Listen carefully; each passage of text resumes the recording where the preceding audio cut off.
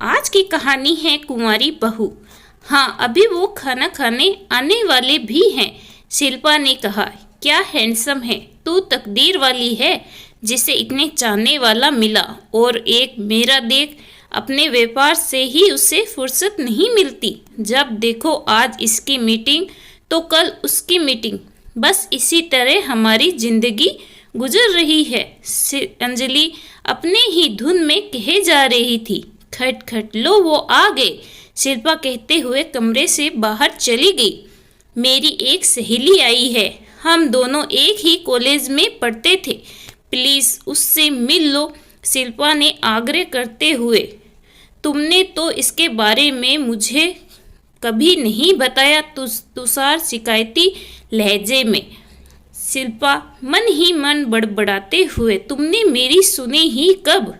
क्या सोचने लगी? तुषार ने शिल्पा की आंखों के आगे चुटकी बजाते हुए। कुछ नहीं, चलो मेरे कमरे में बैठी है, शिल्पा ने कहा। लो मिलो अंजलि, ये है तुम्हारे जीजा जी, तुषार की तरफ इशारा करते हुए। हेलो, आपसे मिलकर बड़ी खुशी हुई। आपके आने से पहले ही शिल्पा ने आपके बारे में बहुत कुछ बता दिया था, बाकी आपसे मिलकर पता चल जाएगा, अंजलि शरारती लहजे में। क्या? तुषार घबराते हुए पूछा। यही कि आप बहुत ही खुश मिजाज व्यक्ति हैं, मानना पड़ेगा जीजाजी। आप लोगों की शादी के 5 साल बीत गए, पर आज भी आप लोगों का प्यार एक जिंदा दिली की मिसाल है। क्यों, ठीक है ना? अंजलि ने आंखें मटकाते हुए। हाँ हाँ, क्यों नहीं, आखिर है भी तो। तुषार अभी अपना वाक्य पूरा कर भी नहीं पाया था कि अंजलि ने बीच में ही बोल पड़ी। एक दूसरे के जीवन साथी, इसके साथ ही सभी की एक साथ हंसी गूंज उठी। लेकिन उस हसीन वातावरण में कोई ऐसा नहीं था जो बता सकता या समझ सकता कि तुषार और शिल्पा की हंसी कितनी खोखली थी। अच्छा, मैं चलती हूँ, बहुत देर हो गई है मुझे, अभी मार्केट में भी कुछ काम है। आप लोगों के साथ समय का पता ही नहीं चला। मुस्कुराते हुए अंजलि घर से निकल पड़ी। माँ, 4 बज गए हैं, मैं भी जा रहा हूँ, तुषार ने कहा। ठीक है बेटा। बहू? हाँ माँ, शिल्पा ने सास के पास आते हुए कहा। तुषार गया? जी, शिल्पा ने कहा। आ बैठ, सास ने अपने पास बैठने का इशारा करते हुए। माँ, रामायण लेकर आऊँ? शिल्पा ने। आज रामायण सुनने के लिए नहीं बुलाया, कुछ और कहने के लिए बुलाई हूँ, सास ने प्रश्नात्मक मुद्रा में कहा। जी, शिल्पा घबराते हुए। सुन, तेरी शादी को पूरे 5.5 साल हो गए हैं, अब जल्दी से घर के आंगन में एक खूबसूरत सा फूल खिला दे, सास अपनी अभिलाषाओं को जताते हुए। माँ, इतनी जल्दी भी क्या है? कोई शिल्पा पूरा भी नहीं बोल पाई कि सास ने बीच में ही बात काटते हुए कहने लगी। हाँ हाँ, तू तो हमेशा ही इसी तरह कहने वाली है ना कि कोई ज़्यादा समय थोड़ी ही बीता है। अब तो मेरे कान तरस गए हैं दादी सुनने को। पता नहीं इस जीवन में तुषार के बच्चों को देख भी पाऊंगी या नहीं। सास ने एक लंबी ठंडी सांस भरते हुए। माँ, शिल्पा के माँ शब्द में इतना दर्द था कि वो बता नहीं सकती कि कैसे बताती कि उसका बेटा आज तक उसे पत्नी का दर्जा दिया ही नहीं। जब वो इस घर में दुल्हन बन के आई थी तब उसके भी कई सपने थे जो रेत के महलों की तरह ढेर हो गए। वो भी चाहती थी कि उसे भी कोई माँ कहकर बुलाए, परंतु सास के अरमानों को न चाहते हुए भी वो कुचल रही थी, क्योंकि वो खुद एक जिंदा लाश बनकर रह गई थी। रात को खाना क्या बनेगा? शिल्पा बात को टालते हुए। आज फिर हमेशा की तरह बात आई गई हो गई। समय मानो पंख लगाकर उड़ने लगा और इसी तरह शिल्पा की शादी के 8-9 साल गुजर गए। किंतु इन 9 सालों में शिल्पा के मन मस्तिष्क में अंतर्द्वंद होता।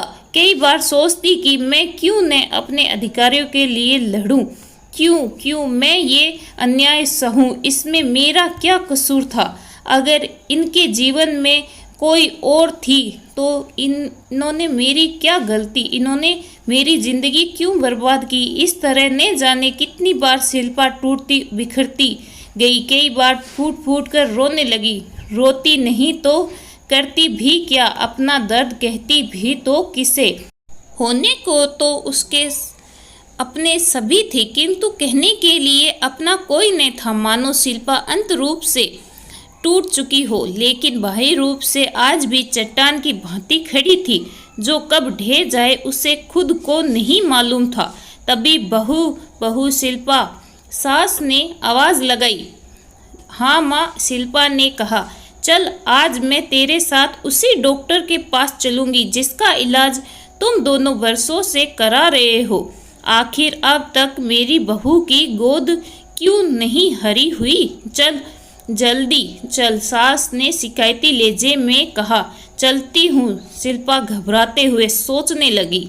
माँ मैं आपको किस डॉक्टर के पास ले चलूँ? मैं क्या बताऊँ और कैसे समझाऊँ?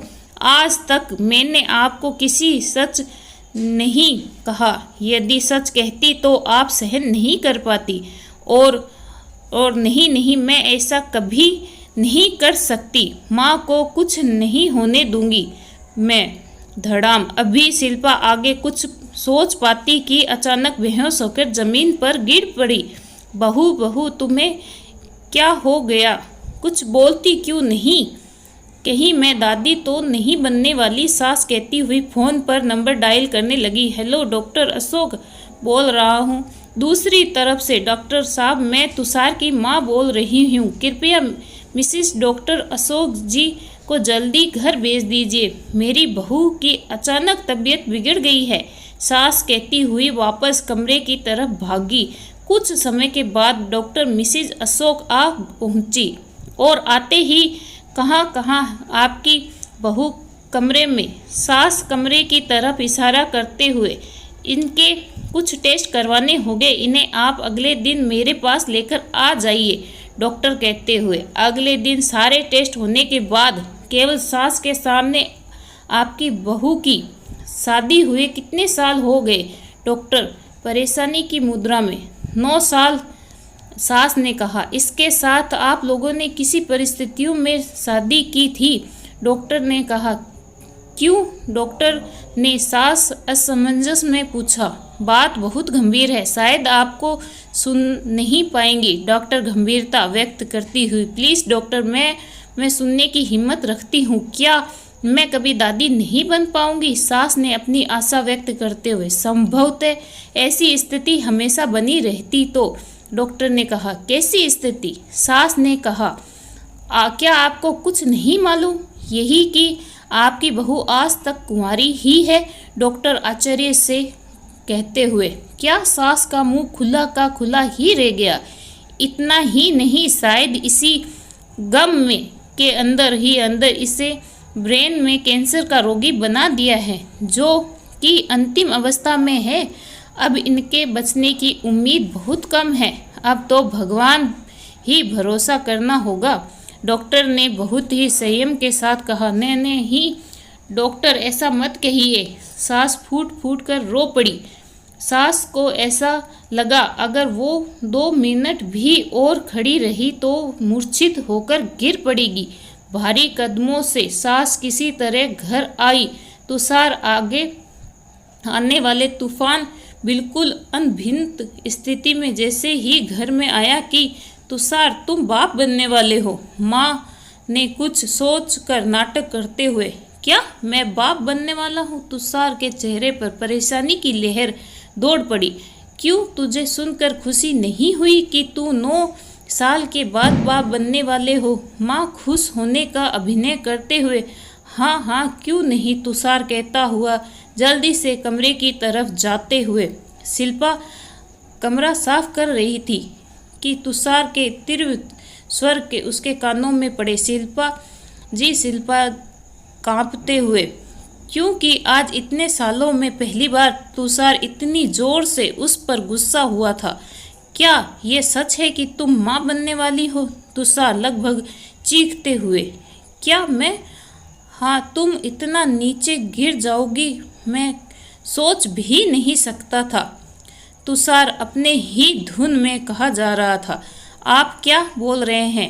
मुझे कुछ समझ में नहीं आ रहा, शिल्पा बोलते हुए कांपने लगी। बहू, तुझे समझने की कोई ज़रूरत नहीं है, समझना तो इसे चाहिए था। सास कमरे में प्रवेश करते हुए माँ तुषार घबराते हुए, मुझे सब कुछ पता चल चुका है। आज डॉक्टर मिसेज अशोक ने बात ना होती तो मुझे ये राज कभी पता न चलता। और माँ सिसक पड़ी। माँ, तुषार विचलित हो उठा। तभी शिल्पा एक साथ दोनों चीख उठे। बेटा जल्दी कर, इसे ब्रेन कैंसर है, अस्पताल ले चल। माँ ने रोते हुए। क्या? अस्पताल पहुँचने पर शिल्पा को तुरंत ऑपरेशन थिएटर में ले जाया गया, परंतु कुछ समय बाद ही सॉरी बहुत कोशिशों के बावजूद भी हम इन्हें बचा नहीं सके, इसीलिए ऑपरेशन टेबल पर ही लिटाने से पहले ही इनके दिमाग की नस फट चुकी थी। डॉक्टर निराशा जताते हुए, नहीं शिल्पा, मुझे माफ़ कर दो, तुम्हारा दोषी हूँ, मुझे सज़ा दो, जो भी सज़ा दोगी मुझे स्वीकार है, परंतु माँ को सज़ा मत दो। तुषार कहते हुए बच्चों की भांति फूट फूट कर रो पड़ा। तुषार अब किससे माफ़ी मांग रहा है? उसकी लाश से?